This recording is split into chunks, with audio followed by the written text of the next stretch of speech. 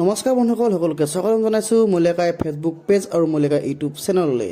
যদি মোৰ পেজত আপোনালোকে নতুন হয় তেনেহ'লে মৰম দিব। মই বহুদিনেই হ'ল উজনি মৰা পিনে যাবলগীয়া যিহেতু নাথাকেই, সেইবাবে আজি এটা কাম ওলোৱাৰ বাবে যিহেতু উজনি মৰা ট্ৰেইনখনতে উঠিলোঁ ৰাতিপুৱা 9 বজাত।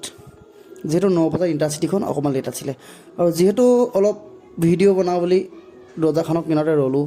যিহেতু যিমানে ঠাণ্ডা বতৰ মাৰিল লাহে লাহে ভিতৰতে সোমাই গুচি আহিলোঁ আৰু আহি থাকোঁতে পাই গ'লেই ভজু ষ্টেচন।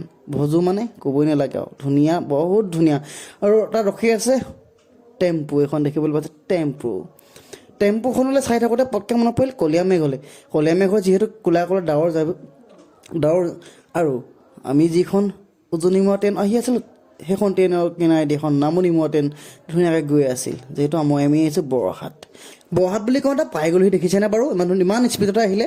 আৰু আমি যিখন আহিছিলোঁ ট্ৰেইনত সেইখন ট্ৰেইন গুচি গ'ল লিডুলৈ। আৰু বহি আছোঁ এখন টমটমত বহিলে, যিহেতু আমাৰ গোটেই গন্তব্য স্থানলৈ ঢাপলি মেলিলোঁ। আজি ভিডিঅ'টো ইমান আছিলে।